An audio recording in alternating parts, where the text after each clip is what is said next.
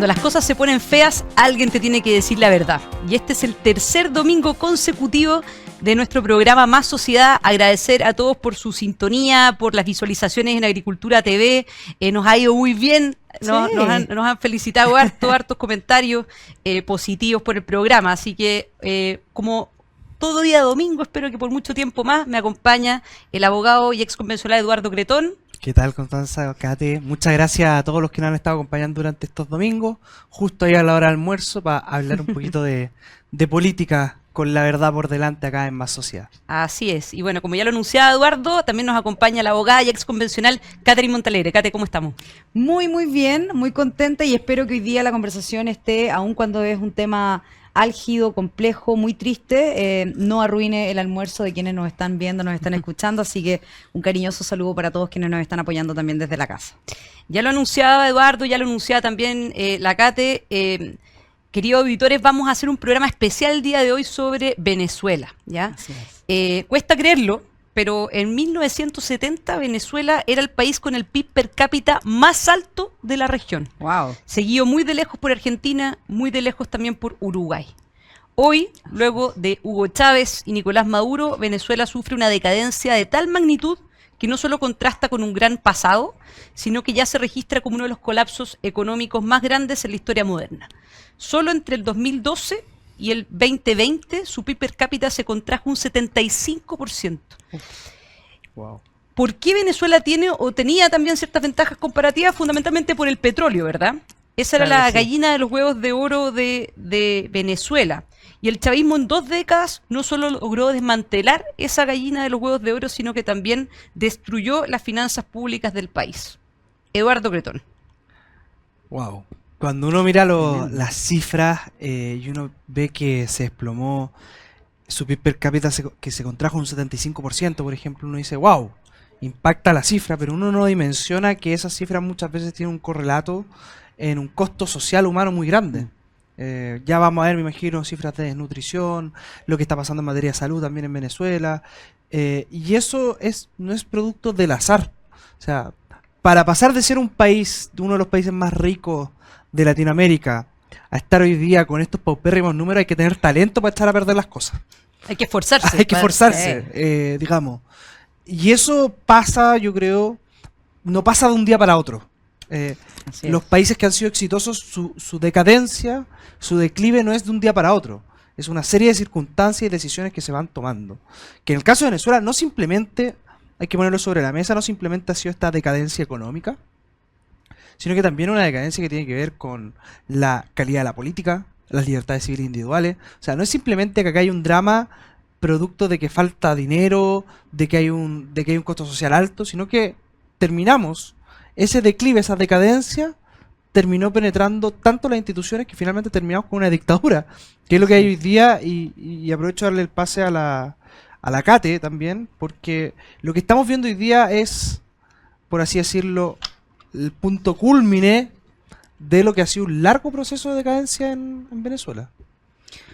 Yo aprovecho de no solo sumarme a las palabras que ustedes han dicho, sino también mandarle un cariñoso saludo a todas las familias de Venezuela, especialmente a quienes tienen a sus familiares en Chile, familias que tuvieron que arrancar, ¿cierto?, de esta dictadura y que lo están pasando muy mal por la persecución del régimen, ¿cierto?, que se está metiendo en sus casas, que está persiguiendo, que está violando derechos humanos y que la verdad es desastroso y es triste ver cómo una nación que, tal como ustedes decían, o sea, tenía un bienestar tan profundo, no solo en materia económica, sino en calidad de vida, hoy día esté como esté. Y si efectivamente pudiéramos ponerle una nota a la dictadura Castro-chavista y a Maduro, especialmente en cómo destruir países, tendrían una nota 7, una nota sobresaliente, porque lo que han hecho en el último tiempo, los últimos 40, 50 años de permitir, tal como ustedes lo decían, o sea, tener el PIB per cápita más alto de la región, el tener, ¿cierto?, un nivel de extrema pobreza que estaba en el 7,8% y pasar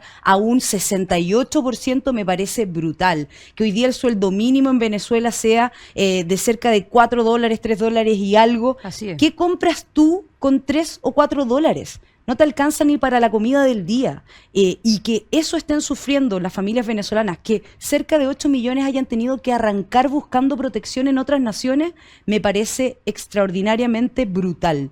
Y que hoy día tengamos además, obviamente, a varios soldados de Maduro, algunos yendo de candidato en Chile, me parece aún mucho más brutal. O sea, es tremendo lo que está pasando en Venezuela. Vamos a tocar eso también más adelante porque, claro, evidentemente que esto se relaciona también con Chile y se relaciona con Chile porque finalmente nuestro país, y particularmente no solamente nuestro país, no metamos a todos dentro del mismo saco, pero quienes nos gobiernan hoy día fueron...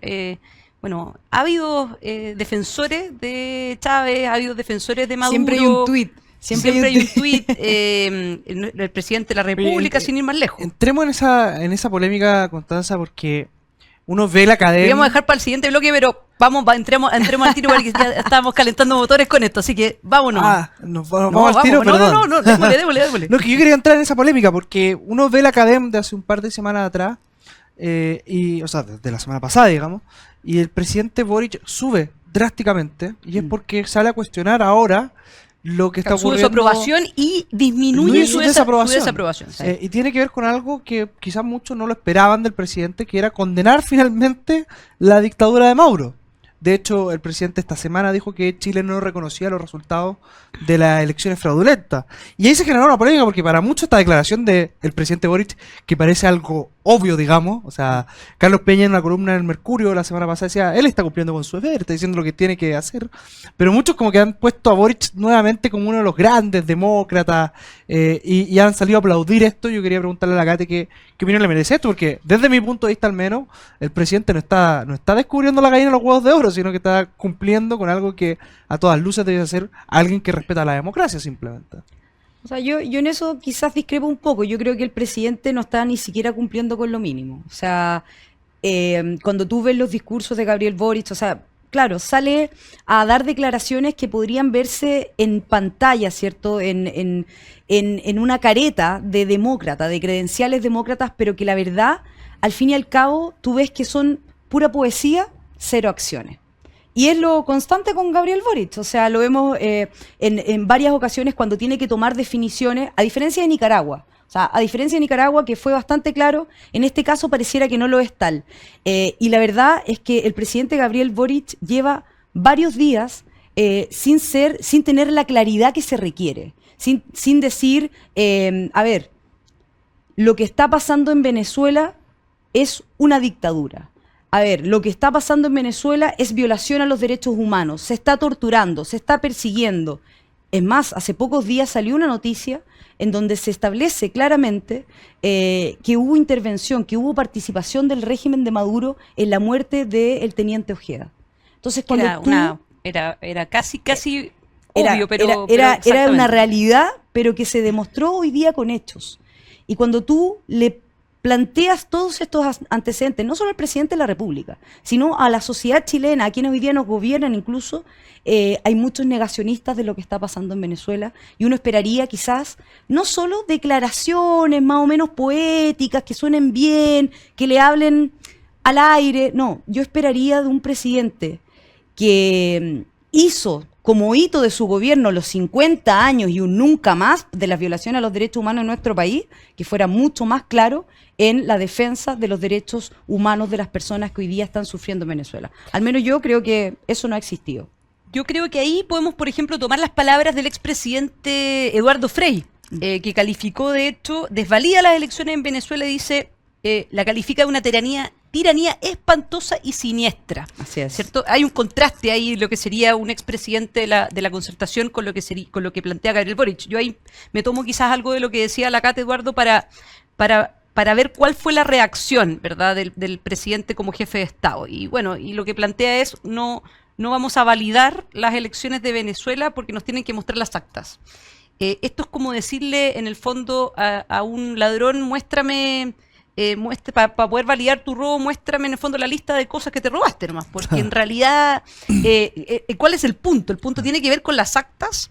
Las actas es un elemento, ¿cierto?, de lo que es bastante evidente, lo que la comunidad internacional ha terminado también de alguna forma o de manera bastante más clara cuestionando que estas elecciones fueron fraudulentas, de que se está consolidando una dictadura, que se están vulnerando los derechos fundamentales de las personas, donde se está persiguiendo políticamente a los opositores, donde además, de hecho, esto es lo más irónico, triste, ¿cierto? Triste e irónico que Chile no rompe relaciones con Venezuela, pero Venezuela las rompe de facto con nosotros, echando a nuestro embajador y sacando la embajada de Venezuela y terminando con todos los trámites o cualquier tipo de petición que sus propios connacionales necesitan eventualmente en Chile. Entonces, acá lo curioso es como no vamos a romper relaciones con Venezuela porque en realidad no está bien romper relaciones con otras naciones. Oye, pero se la rompió con nosotros.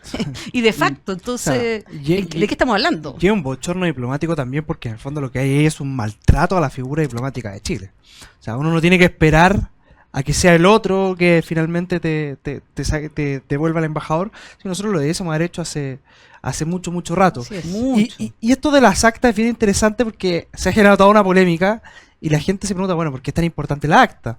Bueno, porque en Venezuela tiene un sistema de votación que es electrónico. Sí. Y ese sistema emite una acta, digamos, para el vocal de la mesa y para los apoderados que hayan de las distintas listas. Y esas actas se le pasaron a los apoderados de la oposición. Y esas son las actas que María Corina Machado y el presidente electo están tratando de juntar. De hecho, uno los puede ver en internet y ahí se muestra que el resultado real de la elección es, con el 80% de esas actas que se ha logrado recuperar, es más o menos un 61% para Edmundo González, que es una diferencia abismante. Y hay algo que el régimen en esto no consideró, que cuando esta máquina tira el acta, da como una especie de código QR. Por lo tanto, es imposible hacer fraude con esa acta. ¿Y por qué digo que es irrelevante esto de la acta? Porque si efectivamente el gobierno Maduro ganó las elecciones y las actas respaldaran eso, bueno, ¿por qué no las muestran? Claro, ¿cuánto tiempo ha pasado desde la elección y el gobierno de Nicolás Maduro sigue, dictadura, sigue sin mostrar la acta? Es porque no tienen cómo blanquear el engaño que hicieron el día que proclamaron a Nicolás Maduro como presidente electo de Venezuela. No, y lo segundo que también es relevante... Escucharon que ayer, o sea, no ayer, pero hace unos días, Fernando Paulsen planteaba, ¿cierto?, esto de volver a realizar las elecciones. Varias voces ya han planteado de que ojalá se pudieran volver a realizar las elecciones, ya que hubo una intervención que parece que hackeó este sistema. Bastante complejo, no sé qué opinión les merece. Yo no le daría ni un espacio a esto de volver a hacer las elecciones, porque recordemos que en Venezuela no es primera vez que hay elecciones fraudulentas. Exactamente. De hecho, si uno mira la historia, recordemos que la oposición ganó la Asamblea Nacional en el año 2015. ¿Y qué es lo que hizo Maduro cuando ganó la Asamblea Nacional la oposición? Bueno, creó un órgano ad hoc, digamos, así, al más puro estilo de estas convenciones constitucionales, conocidas por lo demás en nuestro país, y le quitó todos los poderes. Y después, el 2018, hizo también elecciones, Nicolás Maduro, donde fue una elección prácticamente sin oposición. Entonces, estas voces de querer realizar nuevamente una elección, yo creo que no es lo que pasa. Y la pregunta ahí es, bueno, ¿qué sigue ahora? Si es que Maduro no muestra el acta. Claro, ¿no? Y además mostrando, bueno, no tiene... Si las elecciones, como bien dices tú, Eduardo, hubieran sido elecciones que ratifican el triunfo de Nicolás Maduro, por supuesto que las estaría mostrando. No las muestra porque es evidente que no ganó, sino que perdió por lejos esas elecciones. Y el gran tema pasa acá, más allá de las actas, es lo que se hizo ese día de las elecciones y lo que se está haciendo hasta el momento, que es consolidar una dictadura que viene, como bien decías tú, desde hace mucho tiempo. Y si vamos, por ejemplo, a una línea de tiempo, efectivamente lo que decía antes Eduardo, para quienes nos están escuchando, en las elecciones del 2015, o sea, hace casi 10 años atrás, la oposición ganó ampliamente la Asamblea Nacional, lo que sería el Congreso, que es el único órgano legislativo. Ellos tienen un sistema unicameral, y obtuvieron 112, eso obtuvo la oposición, de los 167 diputados. Entonces, ¿qué fue lo que se hizo en ese momento? Bueno, se creó un órgano paralelo, ¿verdad? Que es la Asamblea Nacional Constituyente del 2017. ¿Y qué es lo que hizo? Fue atribuirse, ¿verdad?, todos los poderes y por sobre lo que sería el órgano legislativo. El poder constituyente originario, El una poder discusión constituyente, que claro. en Chile la escuchamos cuando partieron las famosas convenciones. Así es. Y por otro lado también la oposición intentó organizar un referéndum revocatorio, o sea, para poder quitarle el poder a Nicolás Maduro y con la complicidad del Tribunal Supremo de Justicia, que sería la Corte Suprema de Justicia, lo que es básicamente el caso chileno, Claro. respaldó, ¿verdad?, Nicolás Maduro a pesar de que la oposición había logrado avanzar en ese referéndum. Hubo elecciones también fraudulentas del 2018. Hay que también considerar que se han cerrado más de una treintena de medios de comunicación precisamente en Venezuela. O sea, si eso no es una dictadura, ¿De qué yo no estamos sé hablando? qué es. Y el partido ancla, volviendo quizás un poco a Chile, el partido ancla del gobierno actual, que es el Partido Comunista, donde la vocera de gobierno es militante del Partido Comunista, Que para donde ella quien está todo- viendo el tema de las pensiones es militante del Partido Comunista. ¿Quién está a cargo de la defensa? ¿Quién está a El cargo? subsecretario de defensa. Exactamente, bueno, El ministro de Educación. el ministro de Educación, bueno, ellos precisamente son, comillas, los soldados también de Maduro. Entonces, No. ahí está el doble estándar, ¿no? De lo que Es también es es impresionante. la izquierda latinoamericana o en general la izquierda, ¿no? No, y es impresionante porque cuando tú empiezas a ver efectivamente la línea cronológica, ¿cierto? Que acaba de detallar muy bien Eduardo y la Connie, tú ves que esto ya es un patrón. Es un patrón el fraude electoral, es un patrón el bajar por secretaría a los candidatos, es un patrón no reconocer los triunfos de la oposición, es un patrón cambiar las reglas del juego a beneficio propio. Es decir, para que nos entiendan en la casa, cuando nosotros en la convención decíamos, oye, a ver, estos gallos quieren meter el Estado en todo. O sea, querían crear más organismos, querían crear más cargos, querían entregarle más poder al Estado. Cuando tú le entregas más poder a los gobernantes, es menos libertad para los individuos. Y lo que ha pasado acá no solo es que se les entregó mayor poder al tirano que estaba en el poder, sino que además no solo se le entregó el poder, sino que además utilizó ese poder para dejar absolutamente out, absolutamente fuera a todo lo que constituyera oposición, tomando el poder, ¿cierto? No solo del poder ejecutivo, sino también haciendo aliados al poder ejecutivo, o sea, al poder legislativo y con ello también al poder judicial. Lo vemos con esta Corte de Justicia, ¿cierto? Que finalmente eran leales al régimen y terminan aprobando que se creara, o sea, impidiendo, ¿cierto?, el referéndum revocatorio que la misma Constitución permitía, ¿cierto?, efectuarse y por triquiñuelas legales lo impide. Entonces, cuando tú ves que ya es un patrón el fraude, cuando tú ves que ya es un patrón el bajar a los candidatos de la oposición por secretaría, es increíble cómo al día de hoy hay personas que se hacen llamar demócratas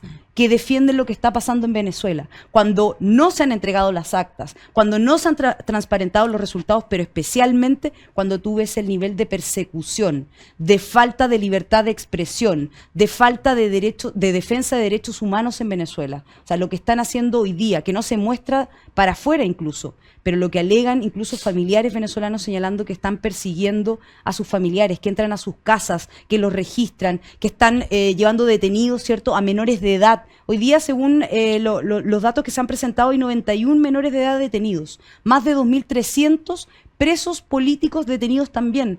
Los tienen detenidos, luego los devuelven algunos a sus casas, a otros no, pero lo que alegan incluso algunas mujeres detenidas es que están abusando de ellas. Entonces, nosotros no tenemos cómo comprobar ese tipo de acusaciones, pero ante ese tipo de denuncias en Venezuela, muchos que rasgaron vestiduras para el 18 de octubre, que se escribían en el pecho, en Chile torturan y matan, hoy día están callados, en silencio absoluto.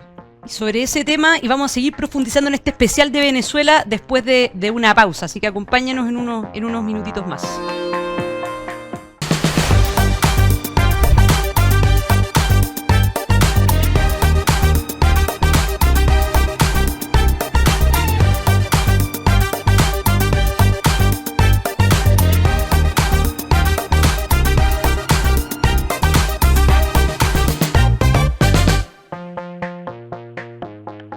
Y estamos de vuelta en este día domingo, en este especial de Venezuela del programa Más Sociedad. Porque cuando las cosas se ponen feas, alguien te tiene que decir la verdad. Y estábamos conversando, sobre el patrón de lo que sería la izquierda, un modus operandi, si lo quisiéramos llamar así, de la izquierda latinoamericana y cómo esto ha terminado tirando por el despeñadero a un país que podría haber sido un país tremendamente rico. Y un país tremendamente rico pensando también en su gente y en su cultura. Fíjense, para poder seguir esta conversación y para quienes nos están escuchando, que las cifras en general de todo tipo de cifras en Venezuela son dramáticas. Primero, la inflación. No hay cifras oficiales, como sí existe en el caso de Chile con el Banco Central, pero el Fondo Monetario Internacional estima que la inflación anual, que básicamente implica el costo de la vida, esto no es solamente una cifra, un número, sino que esto afecta la calidad de vida de las personas, lo hemos visto en Chile, también con el aumento de la inflación después de los retiros y después también de comillas, estallido social, pandemia, etcétera. En Venezuela, la inflación anual promedio entre el 2013 y el 2020 es de 11.069%. 11.069%.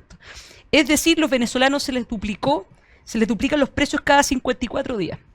Se les duplican los precios cada 54 días. Otro ejemplo, que tenemos varias cifras, la tasa de pobreza extrema se multiplicó por 6 en 10 años, llegando a un 68%, pobreza extrema. Desempleo en 7 años aumentó de un 7,5% a un 36%. La Cate lo decía antes, el sueldo mínimo es de $3,6, lo que cubre apenas un 0,6% de una canasta básica. El ausentismo escolar llega a un 80% en un informe del Consejo de Derechos Humanos de la ONU. Un 75% de los centros de salud carecen de personal médico. La mortalidad infantil, que en todo el mundo tiende a disminuir. En el caso de Venezuela ha aumentado en un 40%. Eduardo. No, o sea, son cifras de algo que la verdad es una seguidilla de pasos que se van dando para instalar finalmente una dictadura en Venezuela. Parte, evidentemente, con la llegada de Hugo Chávez, que ojo, yo veo a la izquierda hoy día condenando a Nicolás Maduro, alguna parte de la izquierda, al Partido Comunista evidentemente no, alguna parte de la izquierda incluso condenándolo ahora, cuando antes nosotros decíamos que ya el 2018 había fraude, no se atrevían a hacerlo, pero bueno, bien por ello, porque en el fondo creo que es bueno que todos nos demos cuenta que lo que hay en Venezuela más es vale una tarde dictadura, que nunca, más vale digamos. tarde que nunca. Pero me preocupa mucho que la izquierda siga reivindicando la figura de Hugo Chávez. ¿Por qué? Porque claro, ahora el malo de la película es Maduro. Claro. Pero a esto uno no llega de un día para otro. Y esto parte con las ideas de la izquierda latinoamericana y con personajes como Hugo Chávez, que llegan al poder con populismo, ¿cierto? Culpando al imperialismo de todos los males del país y que por lo tanto lo que hay que hacer acá es sacar esos capitales extranjeros que están en el país para nacionalizar las empresas. Discurso que se repite donde uno mire que se han llevado a cabo las ideas De manual. De manual. Si yo no tuviera que verlo de manual. Eso. Sí. Entonces la culpa tiene el imperialismo. Hay que nacionalizar o expropiar esta empresa a favor del Estado y ahí comienza una larga seguida de cosas donde se empieza a desmantelar el poder judicial. O sea, esto no solamente ha pasado en Venezuela, ha pasado en todas partes. Pasó en Cuba, lo hicieron con la Unión Soviética, lo hicieron con algunos países de Europa del Este, digamos, en todas partes. Es de manual lo que ha hecho la izquierda con esto y por lo tanto yo creo que acá la izquierda tiene que ser muy consciente no solamente de culpar ser capaz de condenar a Maduro, pero también ser capaz de condenar a Hugo Chávez, porque esto parte con Chávez. O sea, y además darse cuenta de que sus ideas simplemente chocan con la realidad. Si en todos los países donde se han implementado han estado peor. Entonces, cuando uno dice, bueno, cuando nosotros nos vienen a prometer estos paraísos terrenales, digamos, donde vamos a ser dueños de toda la riqueza, el Estado va a hacer que seamos todos mucho más iguales, va a ser todo más equitativo, todo va a ser color de rosa. Bueno, la verdad es que cuando esas ideas se aplican, se transforma en un infierno donde las cifras que tuviste, Connie, a mí me parece que son completamente lapidarias. Y cómo se desmantela la democracia es brutal. A mí me quedó dando vuelta una imagen y que ahí uno aprenda a valorar la importancia de la democracia. El día que gana Nicolás Maduro, hay que ser muy cara de palo para hacer esto en una democracia, pero el día que gana el Consejo Nacional Electoral, que es como el CERVEL de allá, Nicolás Maduro va a dar un discurso a sí mismo. O sea, ¿ustedes se imaginan un presidente en Chile que gane y que vaya al CERVEL a dar un discurso? A mí me parece de verdad algo completamente irrisorio y por eso le doy el pase a la Cate de la importancia de darse cuenta que esta es una trampa que ha tendido la izquierda latinoamericana en muchas partes y que finalmente termina acabando con la democracia y la importancia de poder cuidar esa democracia liberal y representativa. Mira, cuando tú ves los testimonios de los familiares de quienes están sufriendo vejámenes en Venezuela, por poder decirlo de alguna manera, uno, no sé, mira el ejemplo y dice, oye, ojalá esto no nos llegue a pasar a nosotros. Y en algún momento en Chile veíamos lo que pasaba en Venezuela como algo muy lejano. Era como, sí, pero no somos Venezuela, no nos va a pasar, esto no va a pasar acá. La campaña del terror. Eso, nos decían que era la campaña del terror, que estábamos hablando tonteras, que siempre sacábamos a Venezuela, que nada que ver, etcétera.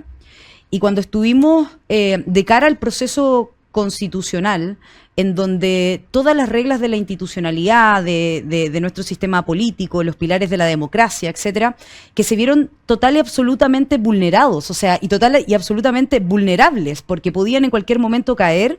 La verdad es que yo creo que en Chile por primera vez se empezó a sentir que podíamos llegar a ser Chilezuela, y que probablemente el Chile que conocíamos, con separación de poderes, con reglas democráticas, con reglas claras, con una constitución que había permitido, ¿cierto?, grandes avances en los últimos años, los últimos 30, 40 años, y que había permitido estabilidad en los últimos 30, 40 años, lo vimos vulnerable, lo vimos con la posibilidad de poder caer en lo mismo. Y creo que hoy día eso mismo, o sea, el ejemplo de lo que está pasando en Venezuela no puede quedar como un hecho aislado para Chile.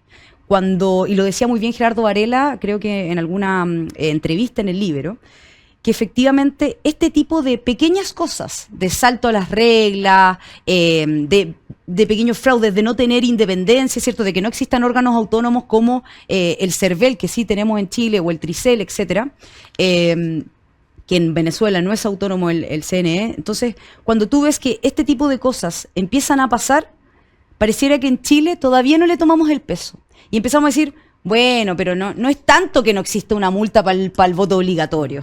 No es tanto que se salte la Constitución los diputados.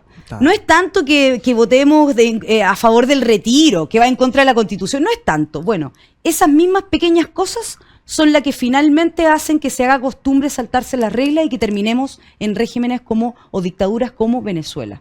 Así que creo que efectivamente hay que tenerle mucho ojo, y lo decía muy bien Gerardo Varela, lo vuelvo a reiterar, decía, este tipo de triquiñuelas, este tipo de saltos a las reglas, son las que finalmente terminan en casos como los de Venezuela. Sí, bien importante lo que estás diciendo tú, Kate, porque de hecho, claro, está el tema del retiro del 10%, está la comisión de desinformación que planteó la ministra Vallejo, como para, comillas, dar ciertas recomendaciones para la desinformación, a una suerte de comisión. A mí se me olvida la frase que hizo la ministra verdad. Vallejo en Tolerancia Cero, que en Venezuela habían, lo recuerdan ustedes, ¿no?, que dijo eran deficiencias estructurales, no se atrevió, no se atrevió a decir que era una dictadura, dijo, miren, hay algunas cositas que no andan muy bien nomás. Es parecido a lo que dijo un subsecretario de este gobierno también en un minuto, que dijo, mira, en Venezuela tiene un Estado de Derecho pero distinto al nuestro. Es una cosa tremenda, ¿no? O sea, es como, claro, las reglas, ¿cuál es? O sea, al final la definición de Estado de Derecho es súper clara, gobernante y gobernado se sujetan a las mismas reglas, ¿es así o no? Bueno, Marco Enrico Minami hace un tiempo atrás hablaba... A uno de los que dejaron entrar a Venezuela. Sí, bueno, obviamente, es que algunos observadores eran más calificados que otros para poder entrar. Y que todavía ingenuamente está esperando la acta, digamos. ¿Está esperando allá? Exigiendo no está esperando allá, pero digamos... Todavía sigue observador, Marco Enrico Minami. Minami. Observador. Todo el mundo está de vio lo que vacaciones pasó, en Venezuela, digamos. y él todavía no es capaz de condenar derechamente lo que pasó. Si acá, y el punto que tocaba la Cori es muy importante, o sea, el grupo de Puebla, toda esta izquierda latinoamericana acá queda muy dañada porque no han logrado condenar esto con la fuerza que uno ve. Y algunos, pocos presidentes que han logrado marcar un poco la línea, digamos, claro, la diferencia, como Boric o Lula, digamos, que son presidentes de izquierda, que se han atrevido a levantar la voz, lo aplaudimos como si fueran grandes demócratas, pero si ellos son los amigos del grupo de Puebla que ha validado lo que está pasando en Venezuela, entonces... Sí, ahora, bueno, hay un dicho bien popular que es, dime con quién andas y te diré quién eres, cuáles son los aliados que tiene Venezuela, Cuba, Rusia, China, Irán. De eso estamos hablando, y hasta hace poco yo te diría, bueno, de nuevo, o sea, lo que planteaba la Kate antes, el tema de Chile y el posicionamiento de Gabriel Boric está bien, tiene un tema, pero acá yo creo que él también tiene un problema interno en términos de qué pesa más. Sus credenciales democráticas o pelearse con el Partido Comunista, y yo creo que sigue pesando el hecho de pelearse con el Partido Comunista, porque el hecho de no reconocer el triunfo de Maduro no significa que reconozca al presidente electo Edmundo González, ¿verdad? El hecho que pida transparentar las actas no significa que cuestione o condene lo que sería la vulneración a los derechos fundamentales. Exacto. Yo al menos no le he escuchado ni una palabra respecto de qué es lo que pasó con el equipo de TVN que fue detenido en Venezuela en el tercer control. O sea, acá esto de la carta, ¿cierto? De que la democracia es a la carta, el feminismo es a la carta, Claro. todo es a la carta, porque depende si me conviene o no me conviene. Esto es la lógica de por las buenas o por las malas, ¿cierto? Que le conocimos a un profesor de constitucional, también ex convencional constituyente, o lo cambiamos por las buenas o lo cambiamos por las malas, o gano por las Eso. buenas o gano por las malas. Eso es algo que a mí por lo menos me preocupa bastante en nuestro país, y de hecho, y lo anunciábamos antes, tenemos al soldado de Maduro, Alejandro Navarro, que entiendo que Alejandro todavía sigue Navarro. siendo candidato único del oficialismo a candidato a gobernador por Bío Bío. Entonces, si las credenciales democráticas del presidente Gabriel Boric son tan limpias, ¿cierto? Bueno, bájelo, ¿no? Ahora, Háblele a su sector y bájelo. Hay un tema que no es menor, que tiene que ver con la relación del presidente Boric y el Partido Comunista, porque incluso dentro del mismo oficialismo hay muchas voces que están pidiendo la salida del Alejandro Partido Navarro. Comunista, no solamente de Navarro, sino que Sí. del Partido Comunista derechamente del gobierno. Entonces, claro, el presidente Boric, por una parte, dice: no reconocemos el triunfo en Venezuela de Maduro, pide que se exija la acta, pero por otra parte, el Partido Comunista no ha dicho una palabra de esto, y las pocas voces que han hablado han sido más bien para defender la dictadura de Maduro más que para cuestionarla, y surge este problema porque para el presidente Boric parece que da lo mismo. Entonces dice: bueno, sí, está todo mal lo que está pasando en Venezuela, pero acto seguido va a su comité político y se sienta con aquellos aliados de Nicolás Maduro. Entonces hay una inconsistencia, la verdad es que bastante fuerte, pero no solamente en mantener al Partido Comunista dentro del gobierno, sino que la gran pregunta que hay que hacerse de fondo es si es que el presidente Boric sigue comprometido con aquellas viejas ideas de izquierda que llevaron a Venezuela a este fracaso y a este colapso económico y social. Y yo creo que muchas de las ideas del presidente Boric siguen estando ahí. Siguen estando, por ejemplo, estas ideas de un Estado más grande, un Estado que controle los medios de producción, que finalmente son más viejas que el hilo negro, y que en todas partes donde se han puesto en marcha no han funcionado. No, yo lo extiendo a algo mucho más grande, o sea, con lo que tú dices, Cretón, o sea, efectivamente, y uno lo mide en un simple hecho.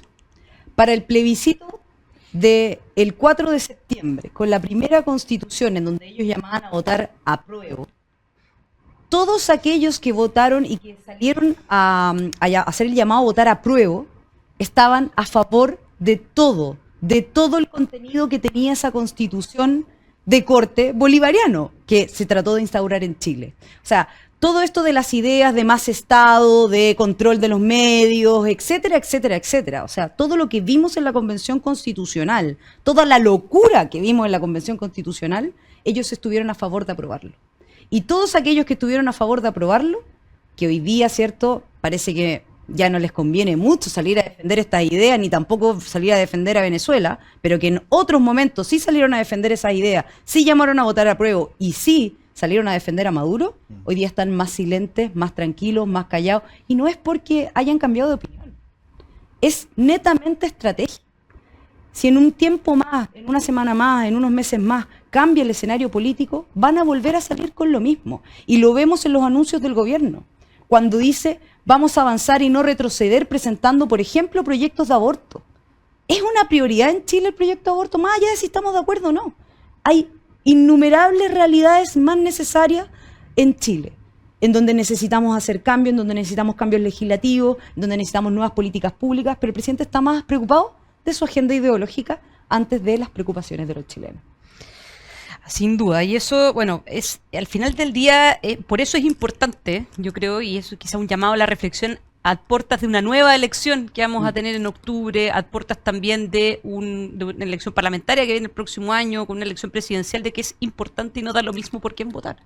Así es. El hecho de votar por personas que respeten las reglas del juego, el hecho de que esto de jurar o prometer respetar la Constitución y las leyes no es una cuestión media testimonial, sino que es un juramento promesa que es vinculante y que hay que tomárselo en serio. Esto también de votar por personas que creen más en el empoderamiento de las personas, de las familias, de la sociedad civil. Por eso este programa de hecho se llama Más Sociedad y no del Estado, marca una diferencia. no es una cuestión de que da lo mismo por quién votar. Y eso, sobre todo ahora en un contexto de voto obligatorio, con media letra chica, pero voto obligatorio al fin, es bien importante de poder reflexionar y también de poder reafirmar ese punto. Sí. Y sobre todo también el tipo de sociedad, el tipo de reglas que uno defiende va determinando el camino. En Venezuela ellos eran uno de los países más ricos del mundo y eligieron unas ideas que lo llevaron al fracaso. En Chile la situación fue al revés. Nosotros éramos uno de los países más pobres de Latinoamérica y elegimos unas ideas que nos llevaron al desarrollo durante mucho tiempo. Y el llamado que uno hace, y lo decía muy bien Constanza, es que no demos por sentado nada. Porque parece que hoy día hay una generación en nuestro país que cree que todo lo que se logró construir durante el retorno a la democracia, la transición, que fueron los años dorados de este país, digamos, lo que se logró construir con este modelo tan satanizado, neoliberal, que el enemigo que el propio Gabriel Boric eligió. Recordemos que el eslogan de ellos es: queremos que sea la tumba del neoliberalismo. Un modelo que llevó a Chile a ser uno de los países más pobres, a uno de los más ricos de la región. Exacto. Y defendían un modelo como el de Venezuela que llevó a ser uno de los más ricos al más pobre de la región. Entonces, ahí es donde uno ve que las ideas son importantes y que no hay que dar por sentado que los países, que lo que se ha logrado construir es algo que vamos a tener eternamente. El ejemplo de Venezuela está a la vuelta de la esquina. Sí. O sea, pasó de ser un país rico a un país pobre. Y eso puede pasar. Y no de un día para otro, sino que por pequeñas cosas, como decían ustedes, como el salto a la regla, sistemas electorales que están debilitados, y así un montón de cosas que se van acumulando hasta que finalmente llegan a una situación con las cifras brutales que hemos visto en Venezuela. Y con respecto a eso, cuando se genera pobreza, yo les quería llevar a este tema que también es sumamente importante y creo que a la gente que nos está escuchando genera mucha preocupación, que es cuando se explican esta idea, la gente quiere arrancar de esos países. Sí. La crisis migratoria más grande que hemos tenido en el mundo es hoy día la de Venezuela, que son cerca de 7 millones, entre 7 y 8 millones de personas que han salido. 7,7 y los analistas están diciendo que ahora se viene un problema ya que no solamente es de Venezuela, sino que es de toda la región, que tiene que ver con una migración desde Venezuela hacia otros países, y se espera que alrededor de 1 o 2 millones más, incluso algunas hablan hasta de 5, puedan salir de Venezuela. Y en ese sentido, bueno, ¿qué hace el resto de los países con esa gente que quiere arrancar de un régimen dictatorial, pero que al mismo tiempo no da abasto con lo que ya ha recibido producto de ese régimen?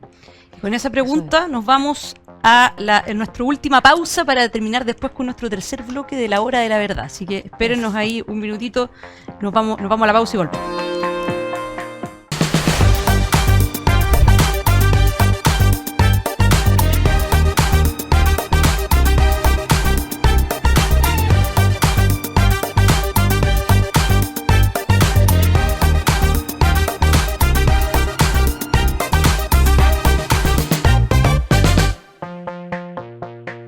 Estamos de vuelta a nuestro último bloque de nuestro programa Más Sociedad. Qué rápido pasa este programa. Sí, bastante rápido. En este día domingo, para poder ir de lleno a lo que es el almuerzo.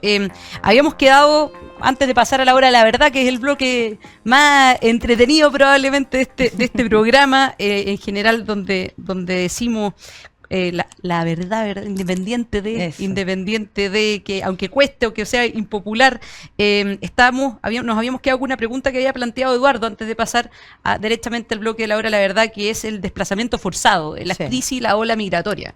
Desarrollemos quizás un poco eso antes de pasar a las frases de cada uno. Y efectivamente, porque yo creo que no hay nadie que quiera irse de su país por voluntad propia si es que lo está pasando bien. O sea, cuando tú estás en tu país y lo estás pasando bien, la verdad es que o tiene que ver con un proyecto personal o tiene que ver con un proyecto familiar que tú emigres de tu país. Pero cuando las circunstancias son negativas, cuando te están persiguiendo, cuando hay el nivel de pobreza que existe en Venezuela, o sea, lo único que te puede hacer salir de ese país es poder buscar protección y una mejor proyección de vida en otra patria. Y eso es lamentable porque dejas atrás a tu familia, dejas atrás tu cultura, dejas atrás muchos de los recuerdos, ¿cierto?, que viviste en la infancia, dejas atrás tantas cosas por poder buscar un bienestar para ti y para tu familia en otra patria que muchas veces puede que te reciba y en otras veces puede que no esté capacitada para hacerlo. Y esa es la situación que pasa en Chile. Hoy día Chile no da abasto, no tiene las condiciones para poder traer o para poder recibir, ¿cierto?, a nuevos migrantes y darle la posibilidad de tener una mejor situación de lo que están pasando en Venezuela. Vemos como muchos migrantes entran, ¿cierto?, mueren en el camino. Muchos otros viven en carpas, viven hacinados. No les queda más alternativa, ¿cierto?, que mendigar muchas veces para poder comer en el día. Y eso no es lo que nosotros queremos ni para un venezolano ni para ningún otro migrante, ¿cierto?, que esté escapando de su país. Entonces, en ese sentido, creo que es bastante preocupante los anuncios cuando efectivamente señalan que este número, ¿cierto?, de nueva ola migratoria podría llegar a 5 millones de personas y que escapan de Venezuela. Porque no solo... Claro, esos 5 millones van a llegar probablemente claro, muchos a Chile. Muchos a Chile, porque ya ha pasado. Entonces, la verdad es que es preocupante y es preocupante porque uno no ve, y quizás voy a sonar bastante negativa o poco esperanzadora, pero uno no ve salida muchas veces con lo que pasa en Venezuela. O sea, hay voces que dicen, oye, no, es que esto se va a acabar con una intervención militar, otros no, es que hay que llegar a un acuerdo, porque, bueno, puede que lleguen a un gobierno común, ¿cierto?, que se distribuyan tareas, que se distribuyan poderes, etcétera. O hay que dejar que Maduro continúe, porque si no se va a generar una crisis que va a generar mayores muertes, etcétera. Y la verdad es que tú no ves salida. No ves salida aún cuando la oposición de Venezuela ha hecho todos los esfuerzos por llegar a acuerdo. Es más, la candidatura de María Corina Machado, que luego, ¿cierto?, se sustituye por Edmundo González, anunció en diferentes ocasiones que ellos no querían una venganza, que no querían revancha, que ellos lo que querían era hacer una transición tranquila, respetuosa, y que le aseguraban incluso mínimos a la oposición de no persecución, etcétera. Entonces, cuando tú ves que se llega a ese nivel de acuerdo y aún así el régimen, el tirano de Maduro no quiere dejar el poder, es porque no se sabe efectivamente cómo va a terminar Venezuela este año o el próximo incluso. No, yo no sé si ya estamos en el minuto de la verdad o... No, cierre más el desplazamiento forzado y nos No, vamos yo al creo que el minuto de la desplazamiento forzado es una triste consecuencia de lo que está ocurriendo en Venezuela, pero que también a nosotros nos implica tomar mayores medidas. En Chile ya hemos recibido un influjo de gente que viene desde el extranjero muy grande. Algunos de ellos han venido a trabajar, han venido a hacer un aporte. Otros, lamentablemente, que es la otra cara de la moneda, han venido a delinquir, han traído el crimen organizado. Pero lo cierto es que hoy día... ¿Tren de Aragua por cortesía de Nicolás Maduro? Por ejemplo. Cortesía de él, Claro. digamos. Pero lo cierto es que hoy día Chile tiene todo el derecho a preguntarse si es que podemos seguir o no recibiendo gente. Y yo creo que la presión migratoria que se ha ejercido sobre nuestro país es muy grande. Y esto no es ser inhumano. Pero es Claro que simplemente que un país, para recibir en buenas condiciones a gente que viene afuera, tiene que estar preparado. Y en Chile claramente no lo estamos, si ni siquiera hay matrículas en los colegios para que los niños puedan ir a clase. O sea, Luce Bensperger nos contaba de la realidad en Senadora Iquique. por Iquique, sí. Sí, Luce Bensperger, senadora por Iquique, nos contaba la realidad en Iquique, que muchos chilenos no tenían colegio, no tenían jardín, porque efectivamente ya esos cupos, ¿cierto?, esa posibilidad de entrar en algunos colegios, en algunos jardines, estaba ocupado por migrantes, o muchas veces también otros migrantes no podían entrar, etcétera. O sea, estaba sobrepoblado, ¿cierto?, de niños hoy día en Iquique sin la posibilidad de acceder a los colegios, sin matrícula, además de la crisis de educación que ya tocamos en el capítulo anterior, que obviamente agrava esta situación. Así que, bueno, yo creo que de verdad es el llamado a todos los líderes que se hacen llamar demócratas a no solo mostrar buenos discursos y buenas credenciales, sino también a ejercer acciones y a seguir presionando para que lo de Venezuela se solucione y no se solucione solo en el papel, se solucione de verdad y a largo plazo. Y probablemente esa misma solución no es tan fácil como decir, oye, intervengamos militarmente o saquemos a Maduro, no sé, de alguna manera X, sino que constituye una solución mucho más compleja, pero por lo mismo requiere a muchos valientes que puedan hacer que esa solución compleja se permita plasmar en la realidad, ya sea se demore 1 mes, 2 meses, 3 meses, pero que ojalá este año esa solución exista. Así es, bueno, podemos estar desarrollando este tema, da para mucho más que un programa, pero pasamos entonces ahora a la hora de la verdad. Parto yo con los fuegos, después sigue Eduardo y termina la cátedra. A propósito de lo que hemos hablado de Venezuela, ¿verdad? Mi minuto en esta hora de la verdad tiene que ver con el Partido Comunista, que hoy día forma parte es un eje central del gobierno del presidente Gabriel Boric y que evidentemente también ha sido un partido defensor de dictaduras como la de Venezuela. Y en ese sentido, decir que el Partido Comunista no solamente es una farsa en materia de probidad y transparencia, lo es en múltiples aspectos de su expresión política y social. Hoy en el gobierno representado por figuras que pareciera que son demócratas, pero que se disfrazan de demócratas, se disfrazan de respetuosas del Estado de Derecho, este Partido Comunista evidencia su doble estándar. Nos hablan de seguridad por una parte, de respeto a las instituciones, de compromiso democrático, cuando hace algunos años estaban en las calles validando la violencia contra ciudadanos y carabineros, cuando buscaban el desplome y la deslegitimación de las instituciones, cuando exigían, de hecho, la destitución del expresidente Piñera por presión callejera u obra del Congreso. Un partido que dice representar a la clase obrera y a los más pobres, pero que no tiene ningún reparo a la hora de usar y abusar de los recursos públicos, de los más vulnerables, para poder instalar a sus operadores políticos y sus estructuras ideológicas para financiar políticamente, cosa de ver a Daniel Jadwe nomás. Un partido que se llena la boca hablando de los derechos humanos y el respeto democrático y no tiene ningún problema en respaldar dictaduras como la cubana, como la venezolana, como la de Nicaragua. En la hora de la verdad, pedirle al presidente Gabriel Boric de que si tiene credenciales democráticas, ejérzalas, que sean de verdad y no sean de cartón. Y por lo tanto le pida la renuncia o que decline su candidatura al soldado de Maduro, Alejandro Navarro, en la región de Biobío, y saque al Partido Comunista de su gobierno, que esas credenciales democráticas claramente no las tiene. Durísimo. Uf. Comparto. A ver, yo en la hora de la verdad, más que centrarme en el Partido Comunista, quiero centrarme en las ideas de la izquierda. El socialismo solo trae miseria y pobreza en todos los lugares del mundo donde se ha instalado. En aquellos lugares donde esas ideas que mucha gente en nuestro país defiende se han llevado a cabo de manera plena, han tenido que terminar poniendo muros para que la gente no se vaya. La gente ha tenido que arrancar en masa de esos países porque no quiere vivir en países donde hay pobreza. Las ideas de la izquierda solo generan miseria y pobreza. Lamentablemente, este gobierno ha decidido defender esas ideas por sobre aquellas que le han traído prosperidad, libertad y crecimiento a nuestro país. En Chile se satanizó el neoliberalismo. Se dijo que era la cuna de todos los males. Pero la verdad es que cuando uno mira cualquier índice, las ideas del neoliberalismo son superiores en resultados a las ideas del socialismo. Al socialismo, decía el presidente Reagan, hay que juzgarlo por los resultados. Ahí están los resultados del socialismo en Venezuela. Ahí están los resultados del socialismo en Nicaragua. Ahí están los resultados del socialismo en todas partes del mundo donde se ha aplicado y que solo ha traído pobreza y miseria.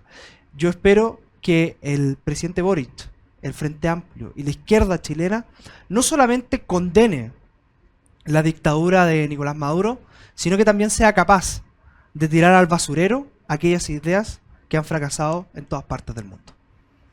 Kate, tú finaliza la hora de la verdad.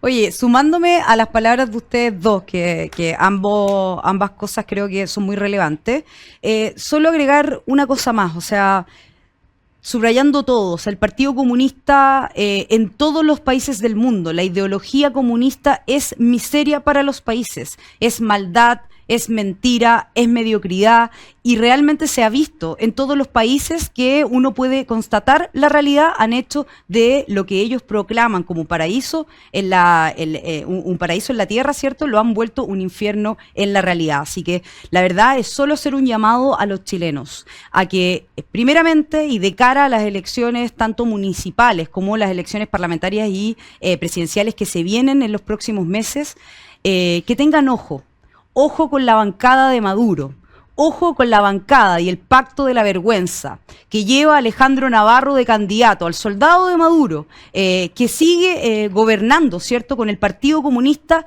en el mismo gobierno, que sigue tomando decisiones con ellos, que sigue sentándose a la mesa con ellos, porque la verdad es que cuando este tipo de personas que creen en este tipo de ideas, que proscriben, ¿cierto?, la libertad, que no quieren propiedad, que no quieren que tú tengas tu proyecto de vida, pero lo que sí hacen es, por sobre todo, querer controlar los medios, querer controlar la libertad de expresión, querer centralizar el poder para que tú no tomes las decisiones en tu vida, que si esas personas están hoy día, ¿cierto?, permitiendo que avalar una dictadura y al mismo tiempo establecer ideas que llevaron a la debacle de Venezuela, ojalá las personas, cuando tengan que ejercer libremente su voto, no los elijan a ellos. Porque si no, vamos a terminar igual o peor que en Venezuela, ¿no? Al menos eso es lo que yo creo. Ojo, porque esas mismas saltos de las reglas, ese mismo salto de la institucionalidad, esos mismos cambios de constitución los quisieron hacer en Chile y no van a descansar hasta poder realizarlo. Ha dicho Catherine Montaner. Bueno, con eso cerramos el programa de día domingo, se nos pasó volando, así que un gran abrazo y muchas gracias a todos quienes nos están escuchando a esta hora por Radio Agricultura, y también los dejamos invitados también para que vean el programa por Agricultura TV. Así que muchas gracias y nos vemos el próximo domingo. Nos vemos.